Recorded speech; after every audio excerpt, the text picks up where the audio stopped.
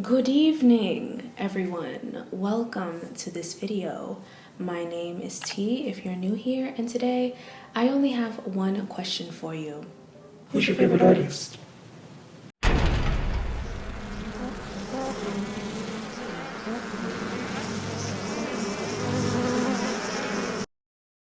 There is a new hit show on the block, and its name is Swarm, now streaming on Amazon Prime. Swarm tells the story of main character Dre, played by actress Dominique Fishback, who goes on a series of deathly rampages, all in the name of defending the honor of and getting closer to her favorite pop star, Nyjah. Or so it seems. Now, according to Dom Fishback herself and writer and creator Janine Neighbors, the fictional character of Nyjah is an amalgamation of several different pop stars, no one in particular. But true say idiot na right pamafarid. I know, we know, that the events that took place in the show involving Nyjah bear eerie resemblance to events involving a particular entertainer. Now, I don't know if you've heard of her. She's actually quite underground. Also, I heard she's not even really that great of a performer. So if you happen to have tickets to her upcoming world tour, don't even waste your time. Just go ahead and send them to me and I will discard of them properly. So Nyjah and her speculative similarities with Beyoncé. And fun fact, I actually just found this out as I was editing, but the actress who plays Nyjah, Nyreen S. Brown, was a dancer for Beyoncé's homecoming. Nyjah is from Houston, check. She is married to a super huge rapper, check. She has musically spoken of infidelity within her relationship, check. And of course, she has a fan base whose spirit animal is the killer bee. You're a killer bee. Part of the swarm. Talk about Nyjah. You get stung. That's so cool. Nyjah's fans are so obsessed with defending their queen. Their behavior sometimes borders on hysteria and, in Dre's case, extreme violence. As a Beyoncé fan, this show made me extremely uncomfortable. Deeply distressing. I mean, sure, it was entertaining, but I couldn't watch this show at night. I couldn't watch this show too close to a nap. I couldn't watch this show while I ate. Do you know how weird a show gotta be for me to not be able to stomach a garden salad? It's a garden salad. Freaky ass show. But when I finally stopped being a sissified Tweety bird, I realized that actually the concept of this show was kind of genius. Yeah, they kind of did their big one with it, maybe. I don't know. The horror elements were unsettling, do not get me wrong, but I realized my true discomfort was in how realistic it all was. Though the events were bizarre. The creators of the show, Donald Glover and Janine Neighbors, they did not have to dig into the dark, sordid depths of their mind to come up with it. Just about all of the events that happened in the show happened in real life. Yes, everything from someone reportedly biting Beyoncé on the face at a party, to the cult killings, to Marissa Jackson being taunted online because it was rumored that she took her own life after hearing about Beyoncé getting cheated on. I have since found out that Marissa Jackson was not a real person, but people making fun of her for killing herself when they thought she was a real person, yeah, that happened. Just typically here I would say you can't make this stuff up, but honestly I wish I did. Swarm taps into pop culture's addiction to two very controversial niches on the internet, which are true crime and celebrity worship, aka stan culture. One of the main things that these phenomenons have in common is that they are kept alive by two opposing extremes: indulgence and denial. Denial is arguably worse than indulgence because it suggests the idea that you can kind of outsmart these things in a way. For example, a noteworthy critique of true crime's impact is the growing belief that if you study these criminal cases, you listen to the podcasts, you watch the documentaries, and you take your little notes, you can somehow evade crime, therefore making it less of a threat in the world. When in reality, while there are things that we can individually do to try and stay out of danger's way, as true crime will teach us, if danger wants to find you, it can, and unfortunately, sometimes it does. Similarly with internet culture, including online fan bases. It's very easy to believe, and I've noticed that the older generation has really adopted this mindset, but it's very easy to believe that if you reduce social media to just this digital void run by anonymous avatars, preteen anonymous avatars with no real power, you can create enough distance so that it has no real impact on the world around you. But in reality, Whether you indulge or you deny, it doesn't change the fact that social media, including digital celebrity culture, has and continues to play a massive role in everything from education to social norms to lawmaking. Swarm confronts this so well because in order to follow along, it forces you to acknowledge this. And it turns the mirror back on us to say, okay, is this show really just the stuff of freaky weird nightmares? Or is it a dramatized reflection of our conscious, wide fucking awake reality?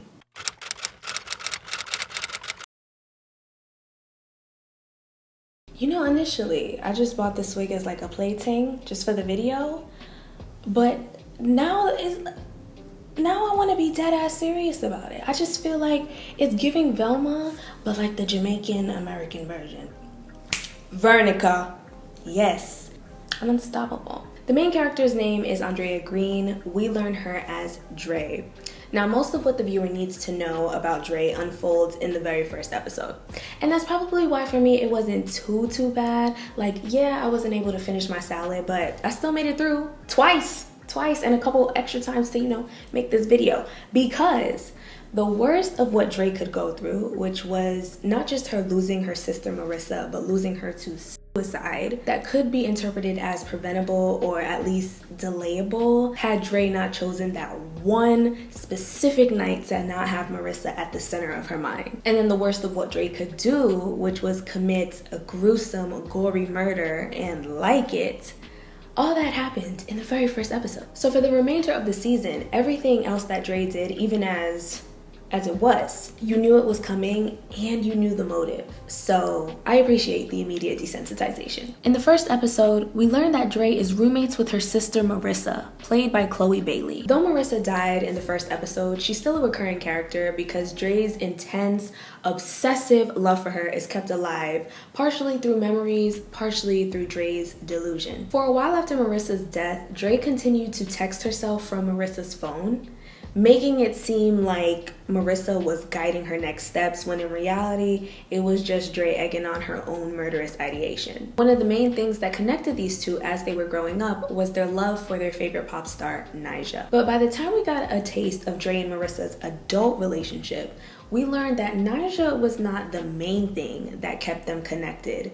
She was the only thing. As we saw, Marissa matured in a way that was very typical for 20-somethings in the mid-2010s. Marissa went through the turbulence of mental health, which resulted in self-harm. She was driven and goal-oriented. She had her little job at the mall. She had big dreams for her future as a makeup artist. She had her little fuckboy with good dick. I mean, a boyfriend? I think that's what they call it. And so naturally, Marissa created what is typically an unspoken boundary, an unspoken delineation between her sisterly love for Dre and her romantic love for her boyfriend. Naturally. But Dre high-key was not fucking with that. Now, all of these things about Marissa, you know, the job, the dream, the boyfriend, these were all things that Dre supported because Marissa's happiness was tied to them and she loved Marissa, but Dre did not have any desire to personally experience these things for herself. Dre was painfully unimpressed by the things that give majority of us a thrill, like drinking, smoking, having sex. Well, I think that sex and the whole masculine form is a waste. There are plenty of ways to derive pleasure, and we should be exploring that more. A woman needs no one. Speaking of sex, we only saw one dedicated, meant to be private sex scene in the show, and that was from Marissa's character. First and foremost, Chloe Bailey acted down this entire series. Everybody did. Chloe acted down, Billie Eilish acted down, Dawn Fishback acted up, down, left, right, front, center, shit. But let's go ahead and talk about the scene that had everyone in a frenzy when Chloe's character was face down, ass up, taking it the long way and the strong way from Khalid, played by one of our favorite dark and handsome Pip Pip Cheerio kings, Mr. Damson Idris. When I first read the script, I was like, oh, this is insane, this is incredible, and I cried, and then I realized, you gotta do that sex scene, girl. And as open and liberal as I am with my body, I was very scared because I haven't had that many partners. I'm not like that sexual and open. So I was like, whoo. I was like, okay. Now what I'm about to say is slightly unrelated, but I cannot pass up the opportunity to say, I told y'all niggas, You know, the internet is really obsessed with trying to decipher the authenticity of Chloe Bailey's sexuality. And the meat of the conversation needs to shift away from whether or not y'all believe Chloe's expression or whether or not you like it, but the fact that there is no grace. Like I said, a woman does not turn 18 on Tuesday and become some fierce sexual connoisseur by Thursday. Stepping into your sexuality, especially as a young Black woman, is like jumping into an abyss of fear, shame, and just the general unknown. Didn't I say that? But we gotta pretend like we know, because the mainstream landscape of sexual expression, it rejects unawareness, it rejects awkwardness, it rejects the learning period, because the world views their consumption of our sexuality as more important than our own familiarity or understanding with it. Our concern is in the wrong place, and I just had to get that one off. Okay. Earlier in the video, I mentioned that this show was co-created by Donald Glover, who is also the creator of the show Atlanta. This is important because a show like Atlanta holds a significance in pop culture that is very, very sticky right now. It utilizes a subgenre often referred to as Afro-surrealism, which by my definition illustrates the perpetual state of fuckery and absurdity that we experience daily for simply being both alive and Black at this point in time. Now, while perpetual absurdity is exhausting, sometimes all you can do is laugh, which is why shows like Insecure or satires like The Boondocks can manage to incorporate Afro-surrealism with comedy. I've been here 5 years and they think I'm the token with all the answers. Lisa, what's on fleek? I don't know what that means. I know what that shit means. Barcelona, this stuff is dangerous. It's a highly explosive compound. Nobody should ever put this in their hair. Explosive? You think them bitches out there care about a little fire? We used your gel on the left half of Hot Chocolate's hair.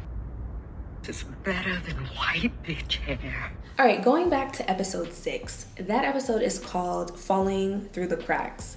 It's an imitation of a show like Unsolved Mysteries, but using fake names and reenactment. And they basically retell the story that we've been watching unfold in the prior episodes. So this is where we get some passive commentary about the racial implication of things. I listened to a podcast called Into It, and there was an episode with Janine Neighbors. She mentioned that Donald Glover mentioned this tweet, and you know, I think I retweeted it when it came out, but the tweet was basically like, every time you see a Black woman in the show, she always has her shit together. She's like a therapist or something. But we could be serial killers too. Exactly. Black women can, and they have been. Now and this might surprise some of y'all, but I do not stand on the side of, you know, we need to only be showing Black women in the best of lights. I don't stand on that side because I think we are past the point of needing that. Yeah, you know, there was once a point in time where there was only or primarily negative representations of us. Not that long ago, actually. But we fought, and now Black women's representation in the media is so far past that glory. So now that we're here, I think that it's more than okay to show the breadth of Black women's capabilities. And yeah, that includes this shit too. There are quite a few Black women serial killers out there, but you don't see them getting the same attention that, like, let me not even start listing off some serial killers because, like, either way, they fall through the cracks because there is too much of a disinterest in Black women's stories that don't also provide some sort of comfort. And that was satirically exemplified when we were introduced to Major Loretta Green. Now, although we spend the rest of episode 6 watching Loretta Green be this kick-ass detective, of course, we cannot begin without first showing her motherly side. My name's Major Loretta Green, and I'm a detective with the Memphis Police Department. Detective work isn't just a job. It's a calling. It's like motherhood.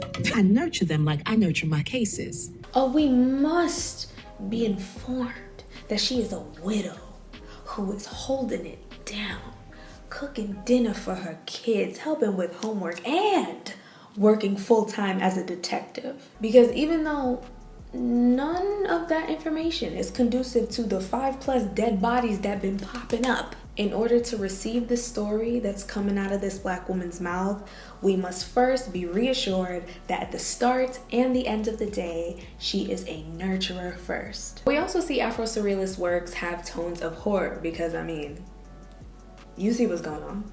And that's why works like Get Out and like Atlanta be low-key scary as shit, because they depict the eeriness that Black people, especially in America, feel but struggle to articulate and or feel validated in. Keep walking with me, we going somewhere.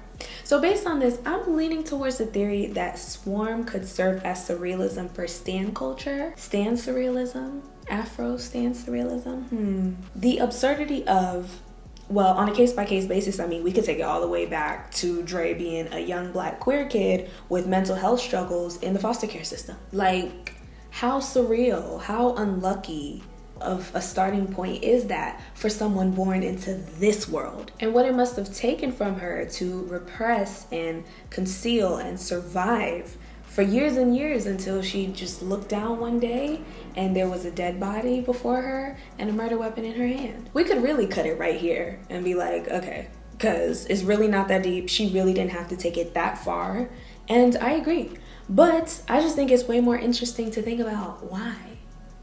Why is it that deep? With Dre, her obsession with Nyjah and her killings had little to no correlation, and I think that's the point. The obsessive killer instinct already existed within her, and she just used the culture of the swarm as a vehicle to act on those desires and not feel bad about it. I have had my fair share of loving artists down over the years. I mean, Beyoncé, obviously. I had a Lady Gaga phase, I had a Nicki phase, and if we want to throw it back, the Cheetah Girls. Honestly, I'm still in that. That's not a phase. That shit is still happening because ain't nobody seeing me when it comes to that discography. But okay, at whatever point in time I had high regard for these artists, it almost never, you know what? It never had to do with their humanity, ever.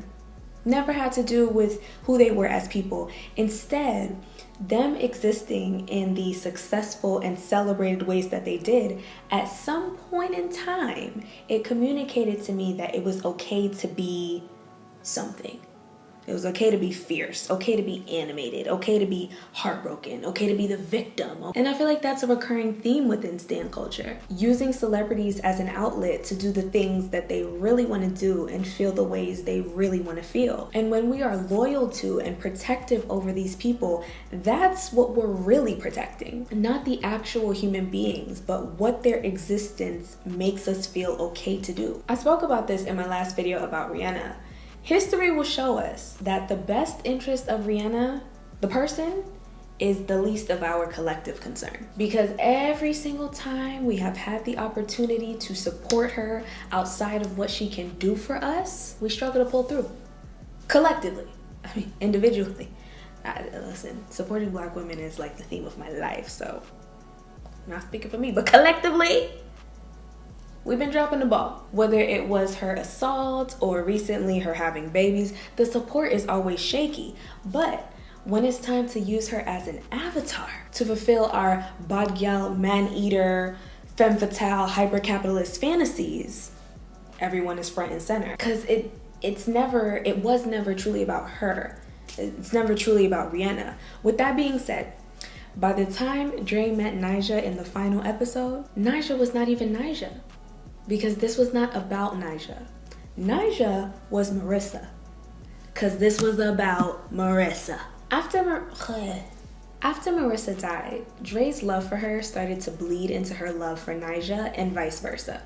Remember, Dre is not a multitasker. Let's not forget how she took 2 puffs of the blunt and couldn't even show up to work on time with her teeth brushed. This is a very one-track minded young lady. Cannot walk and chew gum at the same time, so she was only ever obsessed with one person at a time. When Marissa was still alive, Dre's love for Nyjah was dramatic, but it wasn't nearly what it was by the time we got to the end of the show, because Dre was focusing that obsession on Marissa. But when Marissa died, it's almost like Dre had nowhere to put all of this obsession, so she put it into the thing that was closest related to Marissa, which was Nyjah. And from that point forward, whenever she thought of Nyjah, she thought of Marissa. Whenever she thought of Marissa, she thought of Nyjah. So by the time Dre actually met Nyjah, which did not happen, by the way, okay, that is my theory and I'm standing on it. Dre meeting Nyjah was either a fever dream or Dre was dead. As we saw in episode 6, the last the detective knew of Dre's whereabouts was that she got up on stage while Nyjah was performing.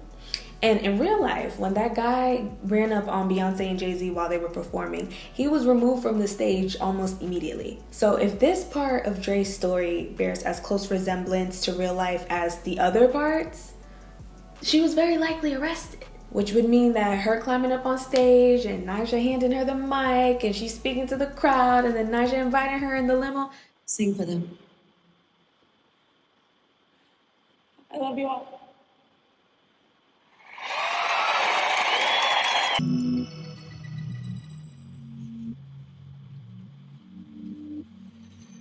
That should never happen. Come on. The season finale is titled Only God Makes Happy Endings. Shorty is dead. She is dead, or if she's not dead, in the very least, she's not here, in here. So circling back to the surrealism, though Nyjah was a name we heard in every single episode, and she was always the topic somehow, she wasn't there. Like, she was a phantom presence. Everything Dre did, she did for Marissa, who was the only person who ever really loved her and the person who got her the closest to loving herself. So, I mean, I guess you could say she did this for herself. Yeah, of course she did. Of course she did. Now, I cannot help but wonder how Beyoncé feels about all of this. And in the tell-all book that I'm praying we get by 2050, I really hope she addresses it. But in the meantime, if I can make a prediction, I think that Beyoncé thinks or is hoping that through this show we make similar realizations. Just like with Nyjah, people take Beyoncé, the phenomenon, very, very far. Like way too far. But that's not her fault. She doesn't personally have any involvement in that. Just like in the show, Nyjah's name is mentioned dozens of times, but she only appears in the flesh once. Or maybe it was twice. Less than 5 times, for sure. Because at the end of the day, Nyjah, just like Beyoncé, is only responsible for putting out her work. She has very little knowledge or control over how people react to that. All we can do is exist in the way we want, which is hopefully in a way that doesn't bring harm to ourselves or others. And if we do, we remedy that and take responsibility for it. Everything thereafter is out of our hands. So long story short, leave Beyoncé alone. Thank you all so much for watching, especially if you made it all the way to the end of the video. I am watching so much TV these days and I am trying to create content about that stuff too, because while I enjoy the studious videos and all of that, I've noticed, have I said this before? I've noticed that if I am not getting my ass kicked by like the research and the scripting and all that stuff, then I feel like I shouldn't post the video. Have I said this before? I feel like I've said this before. Anyway, I'm working on it. So I've been watching a lot of TV and I'm trying to release some content around that just because it's fun. Currently, reality TV actually has a pretty tight grip on me. The Zeus Network done got me. They got me. But not everything makes it to YouTube though. For example, I recently did a video on the Netflix reality dating show Perfect Match. Dom from season 1 of The Mole, self-entitled Rom-Com Dom. Okay, so when Dom was crying because Francesca left him to go on the date with Damien, I struggled to sympathize. Now here's the thing. While having a whirlwind romance in which you fall in love with a complete stranger on TV after only knowing them for 5 days is not impossible, it's very unlikely. I don't doubt that Dom believed that he loved Francesca. Yeah, I think he really believed that he was in love with her, but that's on him. For us to turn around and blame her for Dom's lack of emotional regulation? Hold on. Men show any type of emotion other than anger or lust, and then we infantilize them for it, and suddenly they can just do no wrong. Emotional intelligence in men is supported on this channel. Absolutely 1,000% without a doubt. And while I can be happy that these big masculine men are on TV being vulnerable and honest and having these big feelings, we can all see clear as day that those areas of their emotions are still raw. And then when they're inevitably triggered, it becomes everyone else's fault. It's Francesca's fault. It's Chloe's fault. It's Shane's ex-fiance's fault. That's the shit I can't get behind. That's up on Patreon right now if you want to check it out.